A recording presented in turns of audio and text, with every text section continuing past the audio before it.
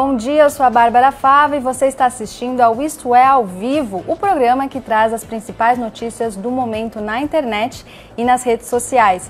Você pode nos acompanhar ao vivo em 2 edições diárias, às 11 da manhã e às 4 da tarde.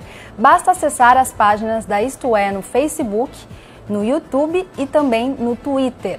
Além disso, você também pode ver os nossos programas direto na home da istoé.com.br, no seu computador ou no seu celular. E a gente conta com a sua participação. Use a aba de comentários da transmissão pelas redes sociais para enviar suas dúvidas e opiniões sobre os principais assuntos do dia.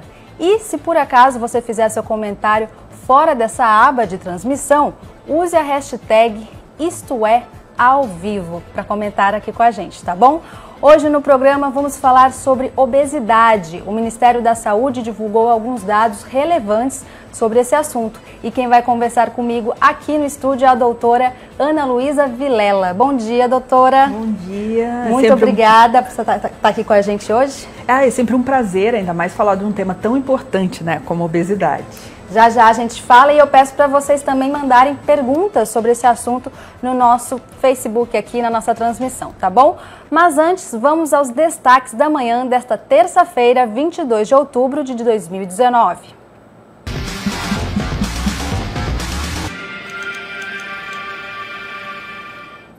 A Assembleia do Rio decide se solta 5 deputados presos. Joyce Hasselmann diz que há time de fake news no entorno do clã Bolsonaro. Bruno Covas quer R$1 bilhão extra para tocar obras.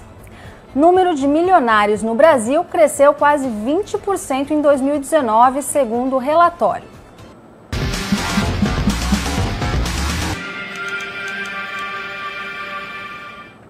A Assembleia Legislativa do Rio de Janeiro decide hoje se solta ou não 5 deputados presos desde novembro do ano passado, na Operação Furna da Onça, ação da Polícia Federal e do Ministério Público Federal que investigou corrupção na casa. Acusados de receber mensalinho durante os governos de Sérgio Cabral Filho e Luiz Fernando Pezão, ambos do MDB, os parlamentares ainda estão em prisão preventiva. A tendência é que a Casa mande soltar os parlamentares. A Comissão de Constituição e Justiça aprovou ontem, por 5-2, uma resolução favorável à soltura. A decisão está com alerge por causa da ministra Carmen Lúcia do Supremo Tribunal Federal. Ela determinou, na semana passada, que o parlamento fluminense julgasse se 3 políticos presos, que haviam sido reeleitos antes da operação, têm direito à liberdade. Os deputados que haviam entrado no Supremo para reivindicar a soltura são André Correia, Luiz Martins e Marcos Vinícius Nescau. Na reunião desta segunda-feira, que durou cerca de 4 horas, a CCJ incluiu outros 2 parlamentares que foram presos após a reeleição, Chiquinho da Mangueira e Marcos Abraão. Todos tomaram posse na cadeia, mas a Justiça não reconheceu a efetividade dos mandatos. A decisão de incluir os 2 últimos nomes se deu para evitar que a Alerj tivesse que discutir novamente casos parecidos com o dos 3 que foram ao STF. Apesar de prever a eventual soltura, a resolução determina que os deputados presos não assumam os mandatos, já que a Justiça não havia reconhecido sua legitimidade. Na reunião desta segunda, deputados insistiram que isso ficasse claro no relatório. Parlamentares favoráveis à libertação dos colegas alegam questões de direito, mas muitos deles relutam em expor publicamente essa opinião pela sobrevivência política, já que há no grupo pré-candidatos a prefeito nas eleições do ano que vem. Por isso, a votação pode registrar um alto número de ausências. A próxima notícia tem a ver com a deputada Joyce Hasselmann, que afirmou na noite desta segunda-feira, em entrevista ao programa Roda Viva, da TV Cultura, que não fazia parte do time de fake news que atuou antes da eleição do presidente Jair Bolsonaro, porque toda vez que foi para o ataque, punha o rosto à mostra, segundo ela. Joyce afirmou ainda que sempre tem um filho do Bolsonaro envolvido nos casos. A deputada do PSL de São Paulo disse que há um grupo que desde a época da campanha fazia ataques e continua fazendo. De acordo com Joyce, nunca houve tanta influência de uma família no governo desde a gestão do presidente José Sarney. Joyce declarou que sua orelha começou a ficar em pé quando os ex-ministros Santo Cruz e Gustavo Bebiano começaram a ser atacados.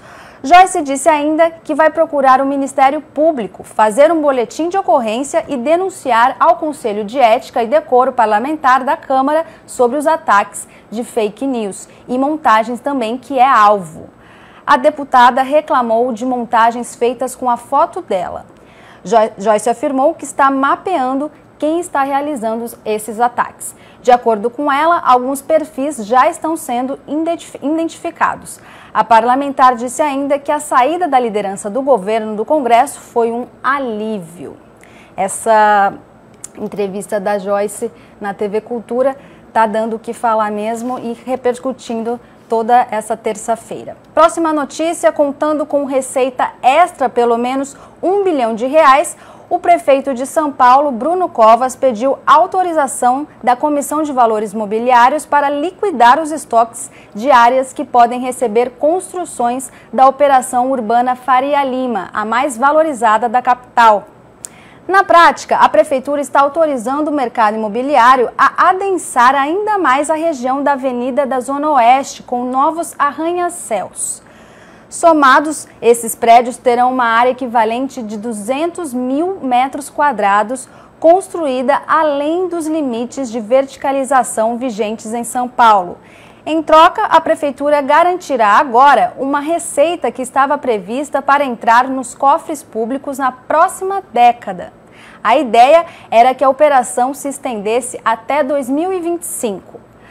Com verba, Covas pretende financiar a urbanização da favela Coliseu ao lado do Shopping JK e reformar a Avenida Santo Amaro, na Zona Sul. Essas obras já estão licitadas. Ele também planeja um novo pacote de ações que inclui uma ciclopassarela sobre o Rio Pinheiros, estimada em R$70 milhões. A iniciativa é vista como uma forma de Covas minimizar críticas de que sua administração não teria uma marca. Ele pretende disputar a reeleição em 2020. A oposição a Covas, na Câmara, ataca o encerramento da operação antes do prazo, dizendo que haverá favorecimento eleitoral. Urbanistas ressaltam que postergar essa ação poderia render no futuro uma arrecadação maior do que renderá agora. São argumentos que os técnicos da Prefeitura contestam. A próxima notícia é a respeito de uma pesquisa com números alarmantes. Em 2019, o número de milionários no Brasil chegou a 259 mil pessoas, o que representa um aumento de quase 20% em comparação com o ano anterior, quando eram 217 mil milionários. Os dados são do Global Health Report, publicação anual sobre a riqueza em todo o mundo. Eles consideram os valores em dólares, ou seja, quem tem patrimônio acima de $1 milhão. A alta brasileira de milionários foi a sexta maior do mundo, atrás da Holanda, Alemanha, China, Japão e Estados Unidos. A previsão é de que até 2024 o crescimento do número de milionários seja de 23%, chegando a 319 mil pessoas. A pesquisa estima que o 1% mais rico da população brasileira detém 49% de toda a riqueza familiar do país, que chega a 3,5 trilhões de dólares. O resultado é ainda mais impressionante no caso dos chamados ultra-ricos, que têm patrimônio acima de 50 milhões de dólares. O Brasil teve a segunda maior alta global, atrás apenas dos Estados Unidos. Enquanto os americanos ganharam 4 mil ultra-ricos, o Brasil viu o número subir em 860 pessoas entre 2017 e 2018. São números que chegam até a assustar, né? Bom, dados do Ministério da Saúde apontam que mais da metade da população, cerca de 55,7%, está acima do peso. Já 20% dos brasileiros são considerados obesos. O número é alto e chama atenção para esse caso. A doutora Ana Luísa Vilela está aqui para falar-nos sobre esse assunto. Bom dia, doutora. Bom dia. 20% da população é alto, né? É um número alto. É muito alto. O Brasil é o terceiro país no mundo com o maior número de obesos e a obesidade só cresce. Apesar das pesquisas mostrarem que a gente come cada vez melhor, que os alimentos estão cada vez mais acessíveis, a gente está vendo também que a população está engordando. Por que isso acontece? Hoje em dia os parâmetros de engordar mudaram muito. Antigamente a gente achava que ser sobrepeso ou obeso, simplesmente a gente precisava ganhar peso na balança. Sim. Hoje a gente sabe que é muito mais importante a gente entender nossa constituição corporal do que qualquer outra coisa, tá? Uma pessoa pode ser um falso magro, ele pode ter doenças atribuídas a obesos mesmo estando com bom peso. Por que isso? Porque a pessoa tem mais gordura do que ela poderia ter. Normalmente um corpo magro é um corpo musculoso, não necessariamente fortinho, bombadinho, nada disso, mas um corpo que gasta energia, que tem uma musculatura ativa importante que leva essa pessoa a ter uma longevidade, uma saúde maior. Então, não necessariamente quem está emagrecendo certo. Não necessariamente quem está engordando errado. E a gente confunde mesmo, né? Quando nós mesmos a gente sempre confunde. Agora, uma informação interessante do Ministério da Saúde é que a faixa etária jovem está se tornando obesa, né? Porque a gente imagina mais velho, mas não, são jovens. Por que isso? A partir dos 18 anos, a gente está com um grupo de pós-adolescentes, de idade madura, a partir de 18 aos 35 anos, ganhando muito peso.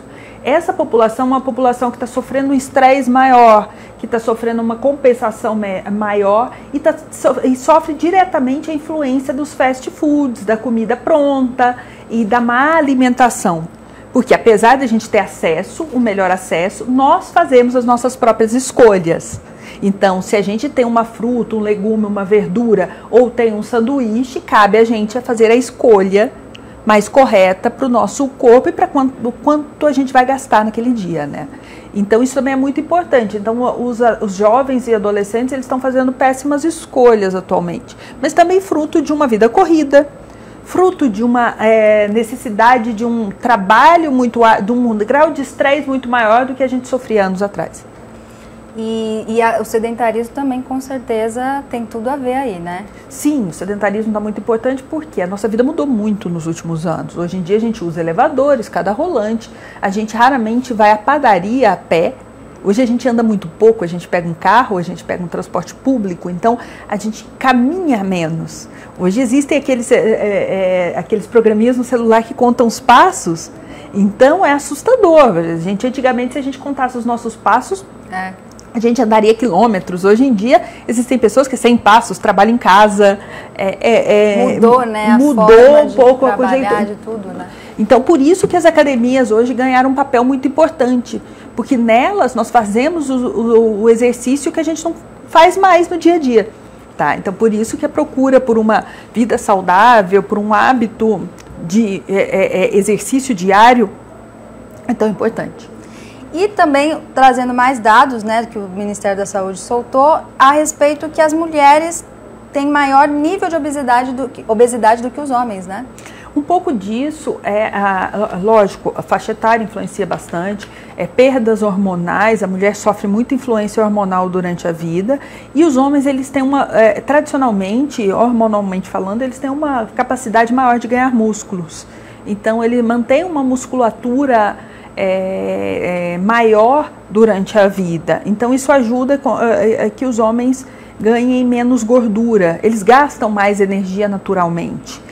Um pouco por isso, e outra pelo estresse, pelo acúmulo de tarefas. O que a gente entende hoje? Comer é um prazer muito grande.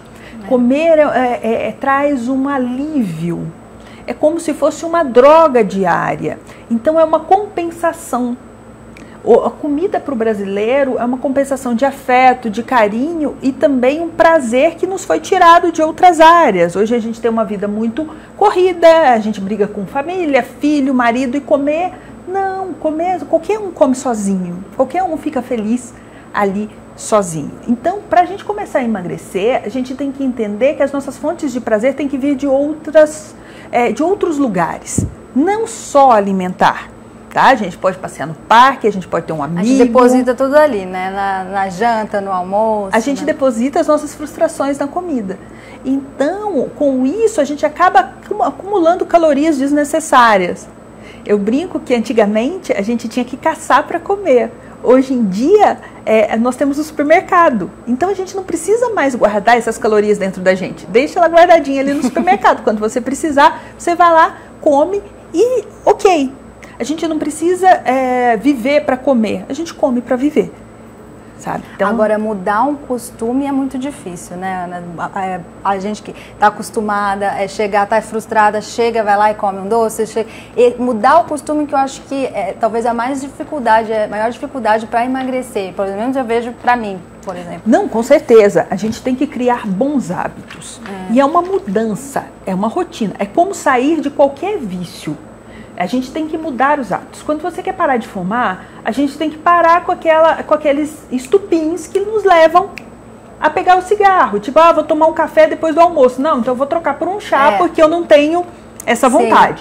Sim. Então, emagrecer também é um pouco disso. Nossa, mas eu sempre como essa sobremesinha depois do almoço. Tudo bem, se ela estiver dentro das calorias que você pode comer, ok. Se não, vamos trocar o hábito, vamos passar por uma fruta, vamos mudar de restaurante, sabe? Vamos mudar o paladar da comida, então vamos acrescentar algum lanchinho intermediário. Cada pessoa precisa mudar, assim, achar a melhor rotina. Fazer dieta tem que ser prazeroso.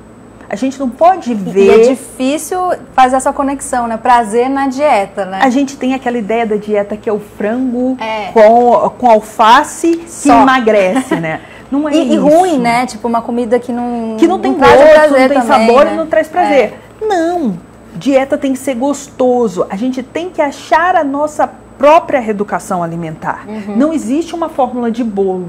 Existem pessoas procurando melhores hábitos. E outro ledo engano também, o que as pessoas confundem muito, não necessariamente comidas saudáveis emagrecem. A gente tem que pensar sempre nas calorias ingeridas, no potencial calórico daquele alimento. Porque se você comer aveia o dia inteiro, por mais saudável que ela seja, ela é rica em calorias. Você vai engordar. Ou a bolachinha integral sempre, né? Ou a bolachinha integral, ou o açaí, ou existem, vou comer abacate, que é super bom. Então existem comidas que não são, também agora nessa onda de tirar o glúten, vou comer um pãozinho sem glúten. Ele pode ser mais calórico do que um pãozinho com glúten. Olha só. Então, a gente tem que entender as necessidades de cada um, tentar adaptar essas necessidades ao nosso dia a dia, a nossa taxa de gasto, aumentar a musculatura, porque emagrecer é ganhar músculo e perder gordura. Quando se faz isso, você emagrece com saúde, você mantém esse peso. Se você está fazendo uma dieta e perdendo musculatura, você vai estar pior, vai estar gastando menos do que no começo da dieta. Então não faz sentido. Aí você tem aquele efeito rebote, que é temido por todo mundo e que antigamente a gente punha a culpa totalmente nas medicações, né? Hoje em dia a gente sabe que não. O efeito rebote é fruto de um emagrecimento mal feito. E agora me veio uma questão, essas dietas alternativas que a gente está vendo que está crescendo muito, né? O vegetarianismo, o veganismo, isso mexe no índice, por exemplo, de obesidade ou ainda não toca nisso? Então, essas dietas são dietas muito importantes que já existiam no mundo. Então, cada vez menos a gente consome menos proteína de origem animal. Mas não tira a necessidade do corpo comer proteína. Então, a gente tem que achar uma fonte substituta. Uma pessoa que quer se transformar em vegano, vegetariano, ela tem que adaptar a dieta e normalmente tem que chamar um profissional da área para fazer essa adaptação. Por quê? Quando a gente corta fontes de proteína, a gente tende mais para as fontes de carboidrato. E aí vai tudo pro carboidrato. Aí vai tudo pro carboidrato. Pode engordar do mesmo jeito. E né? vai engordando. Não necessariamente um vegano, um vegetariano é mais magro ou mais saudável. Agora, é uma opção, a gente tem que aceitar e ajudar essas pessoas a ter a melhor alimentação possível. Sim, exatamente. E a gente escuta nessas dietas, quer participar, mas tem que ter um acompanhamento, né? Não tem jeito, tem que ter uma nutricionista, alguém... Porque, querendo ou não, cada corpo é diferente, né? Cada corpo é diferente. Quando a gente tira nutrientes muito comuns no nosso dia a dia, como a carne vermelha, como os ômegas, que são as vitaminas que estão associadas ao consumo desses alimentos, das proteínas, que principalmente para crianças e adolescentes. A proteína é fundamental no nosso crescimento, no papel de crescimento do corpo. Então, quando a gente tira isso, outras fontes alternativas, elas têm que entrar no lugar. Para quê? Para não debilitar o corpo, não fazer com que o corpo perca musculatura e ganhe gordura. Não só isso, para que a gente tenha um bom funcionamento geral.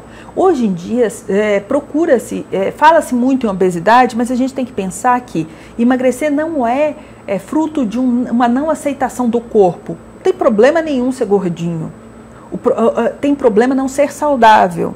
Hoje a gente vê um acréscimo enorme das doenças relacionadas com a obesidade. Obesidade é fator que desencadeia câncer, é fator que desencadeia doenças cardíacas, AVC, depressão, doenças metabólicas, psicológicas, quadros de demência. Então, como deixar isso de lado?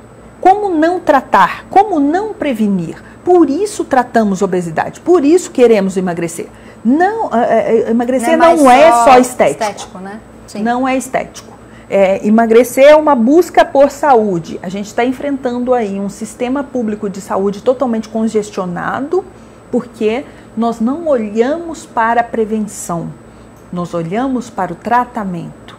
Obesidade não é uma doença única, é uma doença multifatorial, é uma doença que vem de várias pequenas doenças que vão se formando e vão criando um quadro maior, que entra uma síndrome metabólica, que entra um quadro depressivo. Então, hoje em casa eu tenho certeza que a gente está conversando com pessoas que se olham no espelho e não gostam do seu corpo.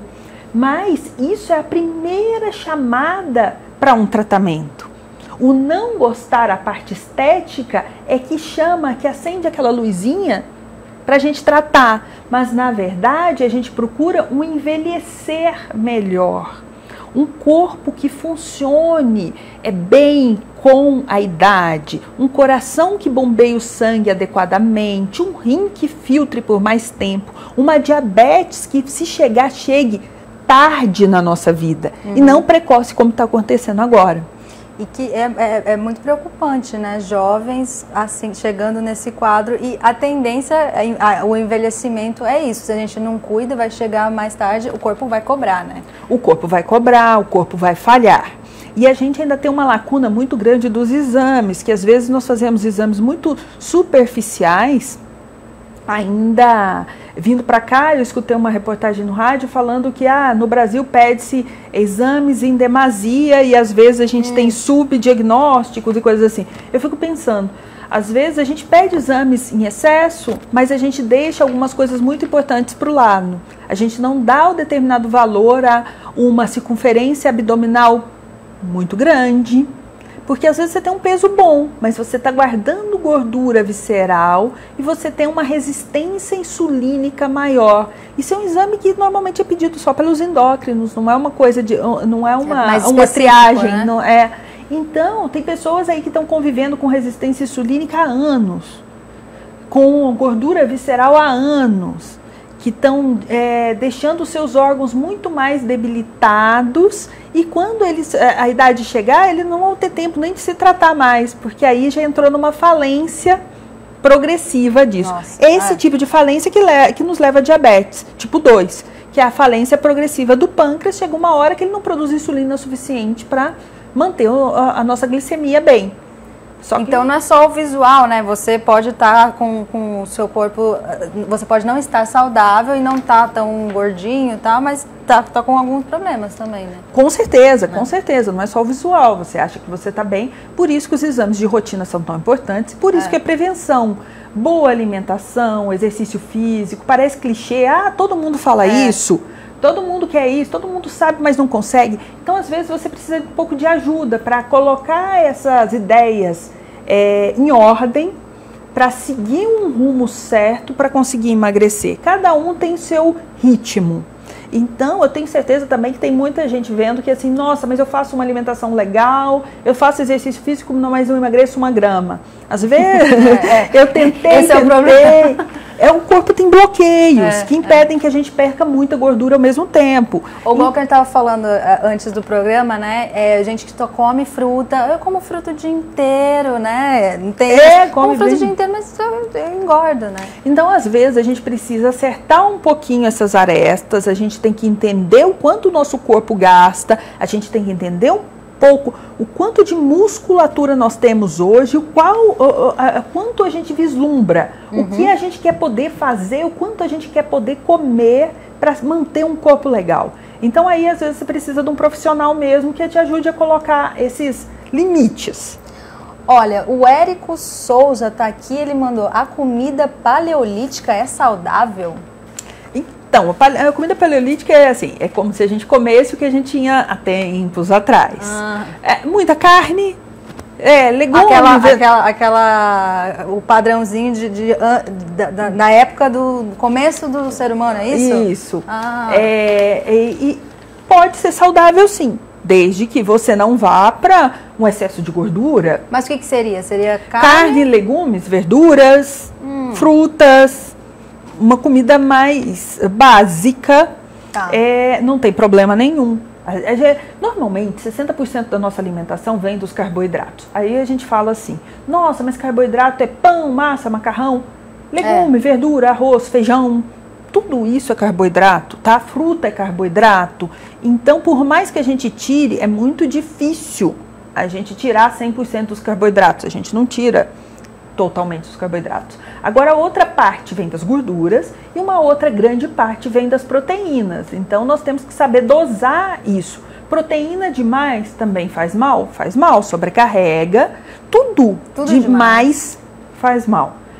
Então, basta a gente entender o que a gente está comendo e o que a gente consegue gastar, tá? E observar o nosso corpo. Porque às vezes o que é bom para que a gente vê na televisão, na internet, tal pessoa está fazendo tal dieta, quero fazer também. Isso acontece não é bom para no Instagram, você. Né, a gente acompanha a blogueira fitness mostrando tudo que ela come e tal. Mas é muito difícil comparar a vida dela com a gente, né?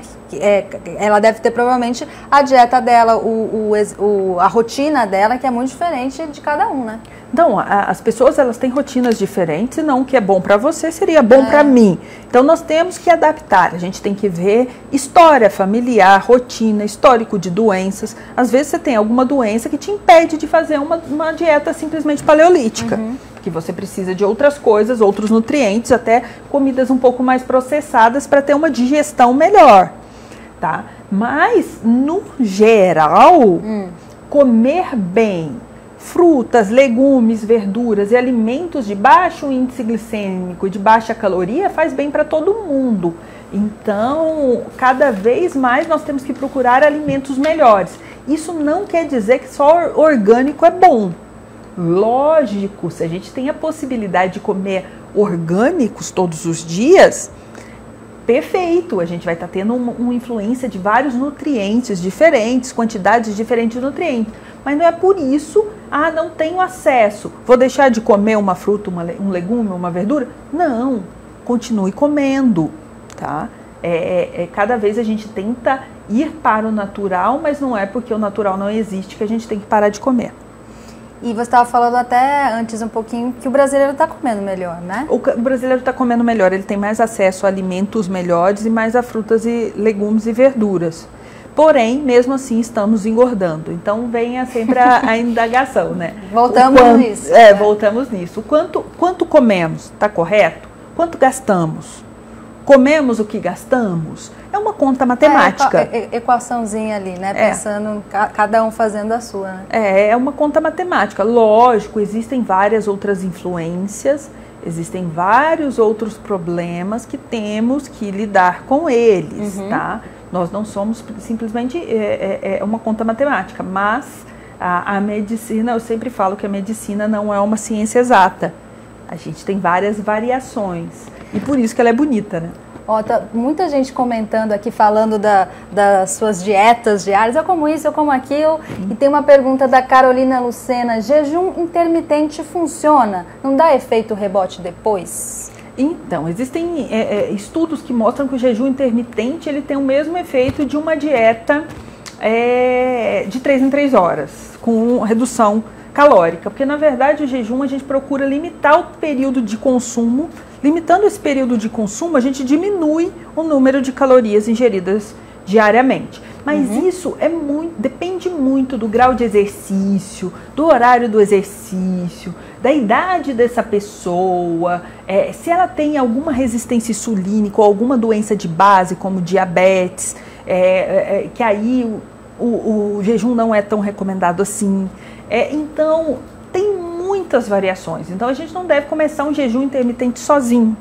A gente tem um screening de exames e de orientações que a gente tem que passar antes por ele. E eu acho que é bom a gente sempre frisar, né? Sempre com a saúde é bom consultar um profissional, né? Porque a gente vai indo, ver coisa na internet e é perigoso, né? Não, então, ainda mais se é uma mudança duradoura. Se for aquele fogo de palha, vou fazer uma semana, você não vai ver a consequência, você não vai ver consequência nenhuma, nem para bom, nem para ruim, nem para nada. Só porque que a gente quer coisa rápida, né? A gente quer emagrecer rápido, a gente quer resultado rápido, que não é assim. Não é assim. Agora, se a gente procura mesmo mudança de vida duradoura, a gente tem que ter um profissional de saúde orientando para ver se a gente está fazendo certo, para ver se a gente não está perdendo musculatura, se a gente não vai ter o efeito rebote, porque o efeito rebote não é a dieta em si. É o que ela leva, que é a perda da musculatura e o ganho de gordura depois, consequentemente. Então, é isso que ela tem que olhar. Legal, eu acho que é isso. A gente já falou bastante coisa. Muito obrigada, doutora, pela sua entrevista. Eu acho que esclareceu muita coisa para muita gente aqui. Um monte de gente falando. Depois eu te passo aqui as dietas das pessoas aqui. Quem tiver dúvidas também, só entrar no Instagram, meu nome, doutora Ana Luísa Vilela. Pode passar a dúvida lá, a gente tenta esclarecer, né? Que legal. Agora com rede social tão rápido, né? A gente consegue falar rapidinho. Muito obrigada, viu? Obrigada. Até a próxima entrevista. Foi um prazer, foi meu. Bom, além de todas essas notícias que eu falei e dessa nossa entrevista, você encontra vários outros assuntos que estão em destaque no Brasil e no mundo aqui no site e nas redes sociais da Isto É. Dá só uma olhada.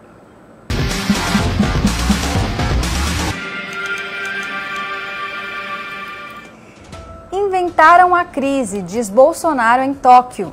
Neymar é o grande ausente da indicação de 30 finalistas à Bola de Ouro. Trudeau conquista segundo mandato no Canadá, mas sem maioria absoluta. Dólar fecha em alta com cautela, pré-previdência, crise no PSL e Chile. Para saber mais sobre essas notícias, é só acessar o istoé.com.br.